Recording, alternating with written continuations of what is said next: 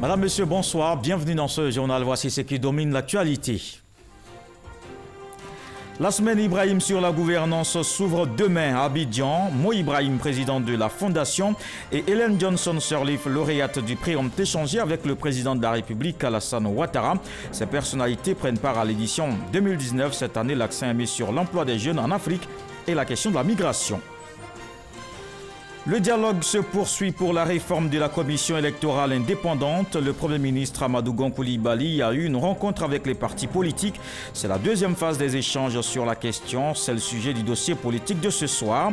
À suivre dans ce journal. Et puis en Libye, la communauté internationale s'inquiète et appelle à la retenue. Khalifa Haftar a donné l'ordre à son armée d'entrer à Tripoli. Ces hommes ont pris position ce soir à 27 km de la capitale libyenne. Il promet d'épargner les civils, les institutions et les ressortissants étrangers. Le président de la République, Alassane Ouattara, a reçu l'ambassadeur de Chine en Côte d'Ivoire. Tang Weibin est allé faire ses adieux au chef de l'État. Il est en fin de mission. Il s'est félicité de la coopération fructueuse entre les deux pays. Awa Touré. En fin de mission en Côte d'Ivoire, l'ambassadeur de Chine est venu faire ses adieux au président de la République, Alassane Ouattara. L'occasion aussi pour le diplomate chinois de réaffirmer la détermination de son pays à œuvrer au renforcement de la coopération avec la Côte d'Ivoire. Ensemble, nous avons vraiment fait le bilan du travail que j'ai fait ici pendant 4 ans. Et sur le plan diplomatique, nous avons eu de bonnes coopérations, surtout dans les instances internationales comme l'Organisation des Nations Unies. Nous nous sommes prêtés compréhension et soutien mutuel. Et sur le plan économique et commercial, notre coopération a été fructueuse. Et aujourd'hui, nous voulons faire de cette coopération de haute vitesse à une coopération de haute qualité. Rappelons que c'est le 16 juillet 2015 que l'ambassadeur Tang Weibin a présenté ses lettres de créance au président de la République, Alassane Ouattara. Le président de la République, Alassane Ouattara, s'est également entretenu avec Mo Ibrahim, président de la Fondation, et Ellen Johnson Sirleaf, ancienne présidente du Libéria et lauréate du prix Mo Ibrahim. Ces personnalités sont à Abidjan dans le cadre de la rencontre annuelle de cette fondation, une rencontre dénommée the Ibrahim Governance Weekend. Elle s'ouvre demain avec comme question centrale la jeunesse africaine face à la migration et l'emploi. La semaine Ibrahim sur la gouvernance est l'événement phare de la Fondation. L'édition 2019 se tient du 5 au 7 avril à Abidjan. Le forum verra la participation des personnalités politiques, de membres d'institutions internationales, du secteur privé et de la société civile. Des détails avec Gabriel Zani. Fondée en 2006, la Fondation Mo Ibrahim axe ses activités sur le rôle essentiel du leadership et de la gouvernance en Afrique. La Fondation, qui n'est pas un organisme de financement de projets, concentre ses efforts sur la définition, l'évaluation et l'amélioration de la gouvernance et du leadership en Afrique au moyen des initiatives suivantes. Indice Ibrahim de la gouvernance en Afrique, Prix Ibrahim pour un leadership d'excellence en Afrique, Week-end et Forum Ibrahim sur la gouvernance, bourse et subvention Ibrahim. Le Ibrahim Governance Weekend est l'événement phare de la Fondation Mo Ibrahim, organisé chaque année dans une capitale africaine. L'édition de 2019, qui se tient à Abidjan, portera sur les migrations africaines au sein et à l'extérieur du continent. 3 jours durant, l'élite du continent se réunit pour identifier les enjeux politiques clés et les priorités à mettre en œuvre pour sa transformation et sa prospérité. Le Ibrahim Governance Weekend d'Abidjan démarrera avec la Leadership Ceremony qui célèbre des exemples d'excellent leadership en Afrique. Cette année, elle sera consacrée à Kofi Annan. La semaine Ibrahim sur la gouvernance s'ouvre donc demain. Mo Ibrahim, l'initiateur de la rencontre, était l'invité du journal de 20h de ce soir. Il a donné quelques détails sur la rencontre d'Abidjan. Bonsoir, Monsieur Mo Ibrahim. Bonsoir. Bienvenue. Alors, pourquoi est-ce que vous avez choisi la Côte d'Ivoire pour le Mo Ibrahim Governance Weekend cette année 2019? Côte d'Ivoire has a remarkable African story. La Côte d'Ivoire a une histoire remarquable et tout à fait impressionnante. Au cours de la dernière décennie, elle a accompli une performance absolument remarquable dans l'indice de gouvernance Ibrahim. C'est le pays qui a accompli la plus belle performance des 54 pays du continent au cours des 10 dernières années. Encore une fois, nous sommes extraordinairement impressionnés par le progrès accompli par ce pays au cours des 10 dernières années. Vous savez que l'indice Ibrahim permet de classer les pays en fonction de la performance réalisée en matière de gouvernance publique.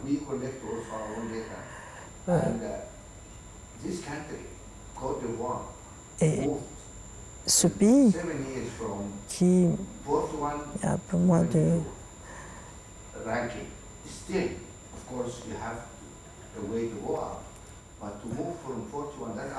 Bien sûr, aujourd'hui, il se classe encore au 22e rang du continent, mais le fait d'avoir franchi 19 places en moins de 10 ans, c'est extraordinairement impressionnant. C'est vraiment quelque chose qui mérite d'être souligné.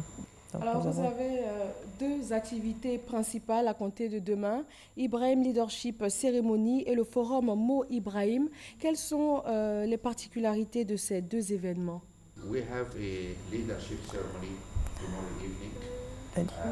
La cérémonie du leadership de vendredi soir honorera le leadership d'un très grand Africain, Kofi Annan. Puis nous avons une conférence samedi qui se consacrera sur un des défis les plus importants du continent africain, qui est comment faire pour fournir des perspectives économiques durables à la jeunesse africaine et en particulier pour leur fournir des perspectives en matière d'emploi.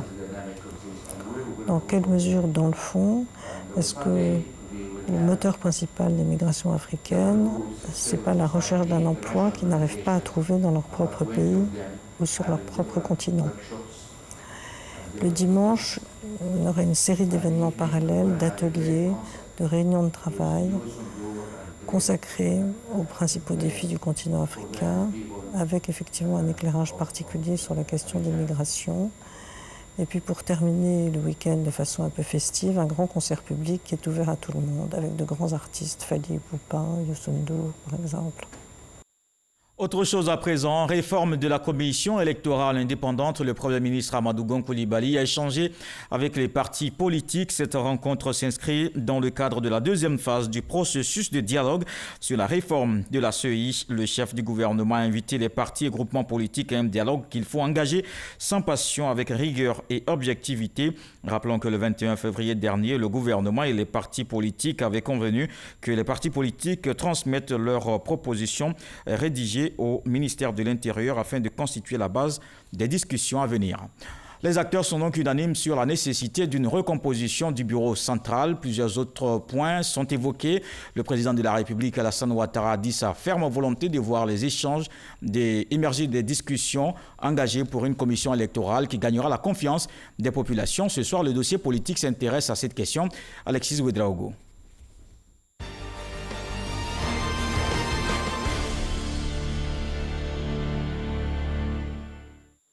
À la tribune de l'Assemblée nationale le 1er avril, le chef de l'État, Alassane Ouattara, se prononce sur la réforme de la commission électorale indépendante.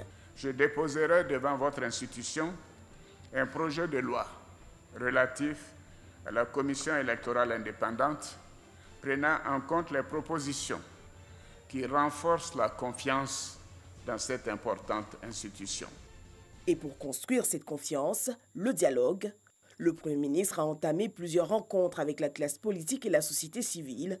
La dernière en date remonte au 28 mars à la primature. Nous proposons que les partis politiques ne soient pas représentés. Nous souhaitons une autonomie financière de cet organe pour qu'il puisse être libre de ses actions. L'occasion pour Amadou Gon Coulibaly de faire le point des discussions. Sur, je dirais, la composition de la commission centrale, donc je vois deux questions. à continuer de discuter. 1. La présence ou non des partis politiques. 2. La présence ou non des institutions, donc de la République ou du gouvernement. Nous avons chacun le diagnostic des difficultés opérationnelles au niveau de la CEI, avoir quelquefois un outil qui ne peut pas s'appuyer sur l'État avec tous ses démembrements et tous ses moyens pour un certain nombre de tâches. Donc c'est un débat. Mais pour en arriver à cette étape du processus, il aura fallu 3 mois d'échange. C'est le 21 janvier 2019 que le dialogue avec les partis politiques sur la réforme de la commission électorale indépendante s'ouvre à Abidjan. Nous félicitons le gouvernement de nous avoir invités, d'avoir ouvert le débat. Nous nous réjouissons et nous nous félicitons d'abord de cette initiative qui semble indiquer que le gouvernement a véritablement la volonté, l'ambition de créer les conditions pour qu'il y ait un débat franc, un débat sincère, un débat inclusif. Le 24 janvier, à la primature, le Premier ministre Amadou Gon Coulibaly rencontre les acteurs de la société civile. Tout comme les partis politiques, ils disposaient de 2 semaines pour élaborer leurs contributions et les mettre à disposition du ministère de l'Intérieur et de la Sécurité. 11 mars 2019, c'est au tour des partis politiques de l'opposition réunis au sein de la plateforme impulsée par le PDCI de rendre publiques leurs propositions pour la nouvelle commission. Les partis politiques d'opposition disent qu'un représentant d'un parti politique ne doit plus diriger la CEI. On a qu'à donner ça à la société civile. Les populations également ne restent pas en marge du débat. Je souhaite que le responsable soit quelqu'un de neutre en politique et que chaque parti politique ait son représentant autour de lui. Par rapport à ce qui s'est passé dans ce pays, je pense qu'il faut une CEI composée majoritairement de la société civile. Pour la mouvance présidentielle, le plus important est de rassurer les populations de la transparence autour des prochains scrutins. Il faut faire en sorte que nous arrivions rapidement à une solution, parce que tous ici, nous avons plusieurs formes de CEI. Ce n'est pas là-bas, dans la composition même, ni dans son fonctionnement, qu'il y a eu problème. C'est les hommes qui doivent commencer à comprendre qu'une élection, quand on la gagne, on l'a gagnée. Quand on l'a perdue, la vie continue. Dans l'intérêt, n'est-ce pas, général du pays, et non au service de ses propres intérêts. Si des avancées sont notables dans les échanges avec la société civile, sur le terrain politique aussi, après quelques semaines de tension, le ton s'assouplit. Nous attendons d'abord le débat sur la CEI pour savoir si le gouvernement et l'opposition ont la même appréciation des réformes à entreprendre. Parce que pour le moment, il faut dire qu'il y a des discours parallèles. Le gouvernement parle de recomposition, là où nous parlons de réforme totale du dispositif institutionnel de la CEI. Mais nous attendons d'engager les discussions. Le gouvernement, lui, en appelle au bon ton. Il est bon que les uns et les autres utilisent le bon ton et aient un peu de retenue afin que les échanges à venir soient constructifs et qu'on aboutisse rapidement à la mise en place d'une CEI qui est acceptée de tous. Les discussions reprendront à la mi-avril. Les points d'accord, de désaccord et l'arbitrage seront passés au peigne fin. Objectif, une commission électorale indépendante, consensuelle et des élections apaisées en 2020. La réforme de la CEI, le sujet du dossier politique de ce soir. La rénovation du pont Félix Houphouët-Boigny avance bien. Les travaux vont finir en 2020. Le ministre Amédée Kouakou rassure sur la tenue des délais. Il a visité le chantier aujourd'hui. Il se dit satisfait de l'état d'avancement de ce projet. Le reportage de Jean-Luc Bangbo. Bientôt, le pont Félix Houphouët-Boigny, doyen des ponts de la ville d'Abidjan, retrouvera son lustre d'antan. Les travaux de réhabilitation de ce pont, construit dans les années 50, avancent bien. Le ministre de l'Équipement et de l'Entretien routier est venu lui-même constater l'état d'avancement de ce chantier qui a été lancé en avril 2018.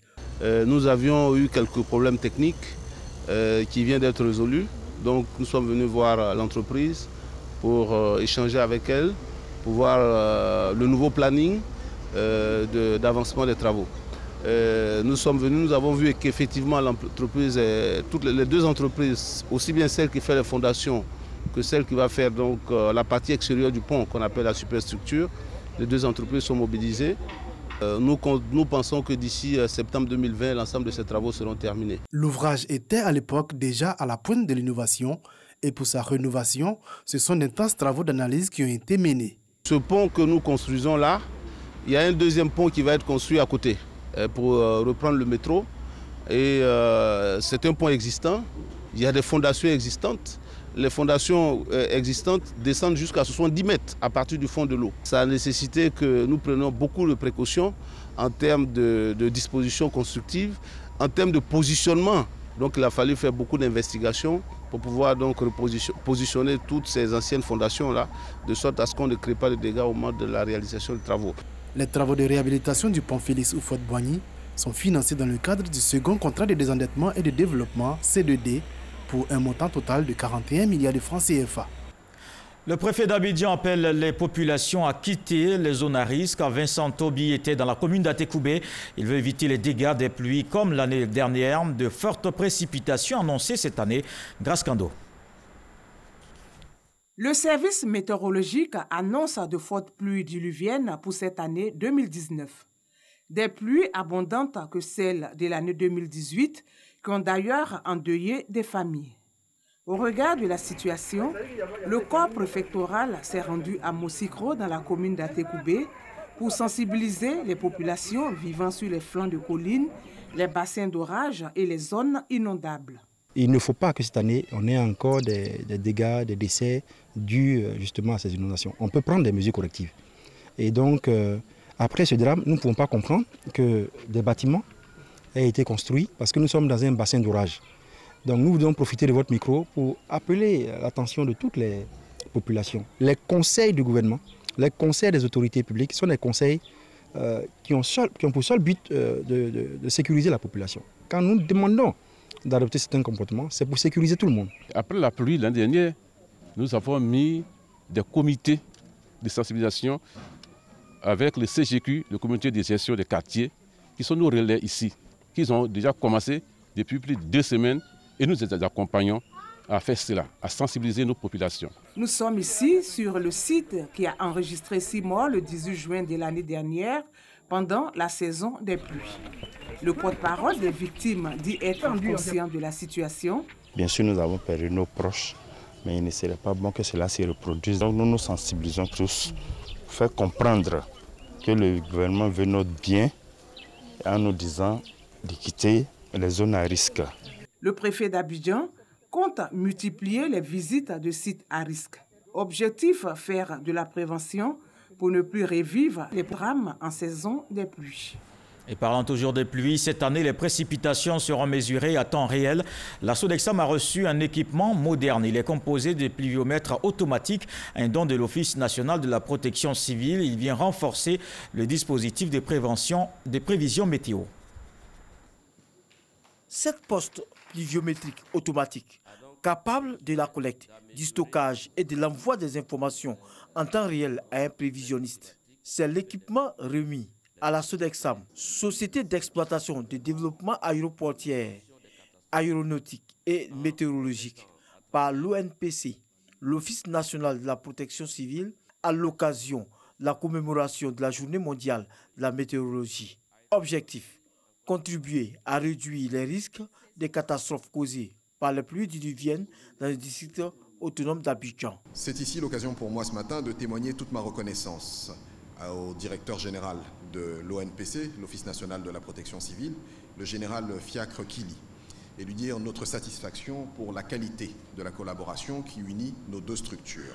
Selon les statistiques, c'est dans le district d'Abidjan que les inondations font chaque année le plus de dégâts, avec plus de 200 morts recensés de 1996 à cette année. En ces temps de pluie, investir dans la météo, c'est se donner les moyens d'anticiper sur la survenue des catastrophes.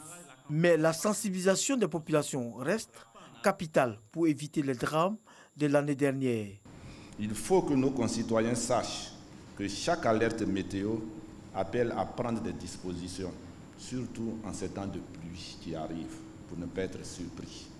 Je voudrais profiter de l'occasion qui m'est offerte pour inviter au nom de M. le ministre de l'Intérieur et de la Sécurité toutes les familles qui vivent encore dans les zones déclarées à risque à les quitter. en raison de fortes pluies que la météo nous annonce. La journée mondiale de la météorologie est célébrée tous les 23 mars. C'est ce 4 avril que la Côte d'Ivoire l'a célébrée. Le thème choisi est le soleil, la terre et le temps. C'était un reportage de Pierre Dipomelin et Issa Tionan-Yeo. L'autorité nationale de la presse vulgarise la nouvelle loi qui régit ce secteur. Les journalistes et directeurs de publications en formation ils sont instruits sur les innovations de ce texte. Il s'agit entre autres des droits de réponse, un régime de sanctions. Désormais, avec 1 million de francs CFA, vous créez votre entreprise de presse au lieu de 5 millions de francs CFA auparavant. Les explications de Didier Nguessan. Promulguée le 27 décembre 2017, la loi 2017-867 sur la presse est entrée en vigueur le 2 mars 2018. Mais à ce jour, cette loi reste très peu connue des professionnels des médias. L'autorité nationale de la presse, ANP, veut changer la donne. Elle forme les journalistes sur les nouveaux défis du cadre juridique de la presse. L'objet de ce séminaire ce matin, c'est de vulgariser, de présenter la nouvelle loi auprès des acteurs, auprès de ceux auxquels cette loi sera appliquée. Le ministre de tutelle, Sidi Touré, se réjouit des avancées qu'offre la nouvelle loi. La presse numérique sort de l'informel pour se positionner dans l'arène de la réglementation, de la régulation et de la professionnalisation. Avec cette loi, c'est le statut du directeur de publication qui change. Le montant du capital social lors de la création de l'entreprise de presse se régularise en se conformant aux dispositions de l'acte uniforme de l'OHADA.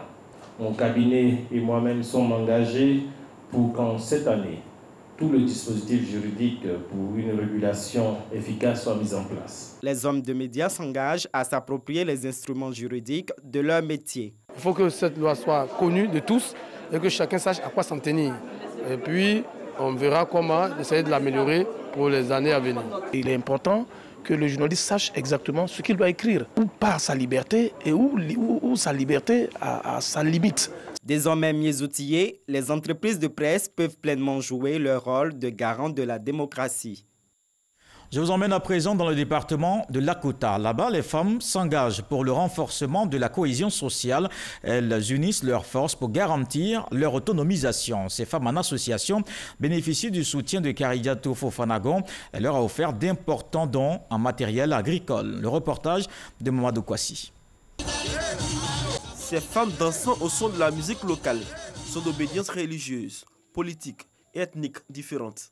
Autrefois divisées pour des questions politiques, ces femmes célèbrent aujourd'hui la cohésion qui régnait en leur sein. Cela se traduit par la mise en place d'une fédération qui regroupe 102 associations féminines. Aujourd'hui, ces femmes s'inscrivent dans une nouvelle dynamique, celle d'assurer leur autonomisation financière. Nos objectifs aujourd'hui, c'est pour pouvoir vraiment aider les femmes. Les aider parce qu'elles sont nombreuses et elles ne sont pas en activité. Et on a fait un grand pas, mais ce qui reste encore là, à venir là, est beaucoup. Leur engagement est soutenu par le maire de la ville de Lakota.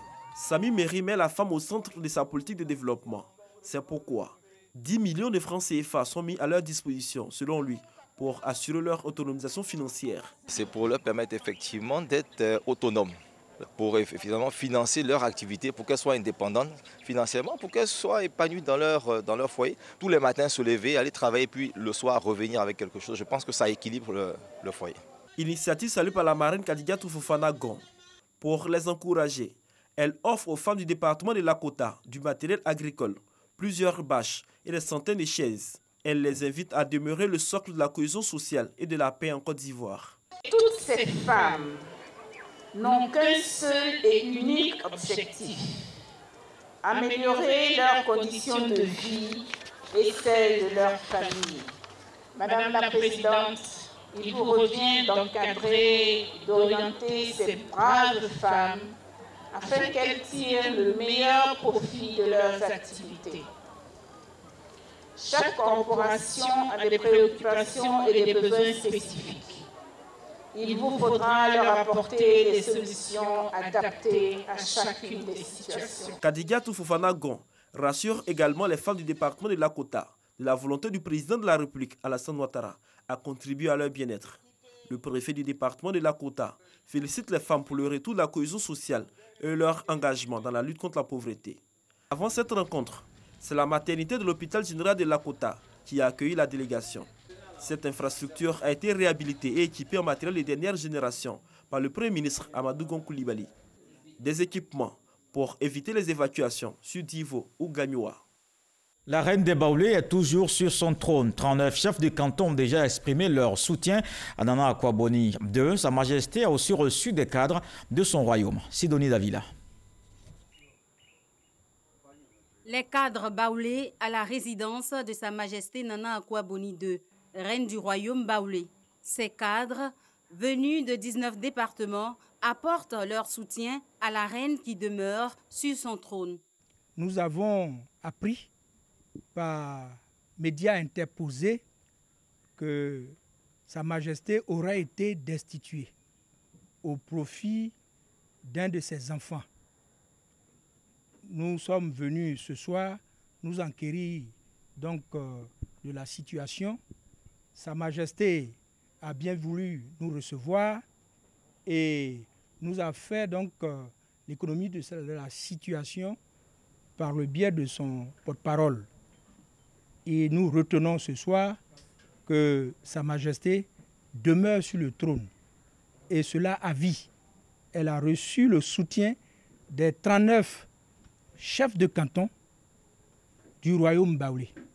Et elle nous a remis donc la déclaration de ces 39 chefs de canton. Cette déclaration a mis le doigt sur le comportement peu recommandable de mercenaires coutumiers venus d'autres contrées qui bénéficient de soutien de certains des fils du royaume baoulé ayant des ambitions démesurées qui veulent mélanger vitesse et précipitation. Nous sommes venus aujourd'hui dire à Sa Majesté que nous sommes ses fils et que nous la soutenons. Nana Akwa-Boni II, troisième reine du royaume baoulé, après la fondatrice Ablapoku et Akwa-Boni I. Elle occupe le trône depuis le 31 août 2017. Un musée pour valoriser la femme. L'édifice sera bientôt bâti à Abidjan. Il va rassembler toutes les valeurs culturelles en rapport avec les femmes. Issa Tionayo nous parle de ce projet. C'est une grande première en Côte d'Ivoire. Un musée dédié aux femmes. Une initiative qui mettra en exergue tous les objets concernant la gente féminine. Nous avons constaté que bien de structures militent pour la femme en Côte d'Ivoire. Mais il manquait une certaine vision, une certaine convergence afin que nous mettions sur pied un musée de la femme en Côte d'Ivoire pour pouvoir rassembler tout ce qui est objet, tout ce qui est patrimoine culturel féminin ivoirien en un seul lieu. Le représentant du ministre de la Culture et de la Francophonie salue l'initiative et invite l'ensemble des acteurs du monde culturel à soutenir le projet. Un musée, ce n'est pas des objets entre quatre murs. Il nous faudra, pour que vous ayez de la clientèle, une bonne conception, un environnement de qualité pour que le musée attire le public. Le musée des femmes sera construit dans une des 13 communes du district autonome d'Abidjan. Dans le reste de l'actualité, en Libye, l'homme fort de l'Est du pays a donné l'ordre à son armée d'entrer à Tripoli. Les hommes de Khalifa Haftar ont pris position ce soir sur un barrage de sécurité à 27 km à l'entrée ouest de la capitale libyenne. Ces troupes se disent prêtes à entrer dans la ville. Haftar promet d'épargner les civils, les institutions et les ressortissants étrangers. La communauté internationale s'inquiète. Le secrétaire général de l'ONU appelle les partis à la retenue. Ce journal est terminé. Merci de l'avoir suivi. Je vous retrouve demain avec beaucoup de plaisir. Bonsoir.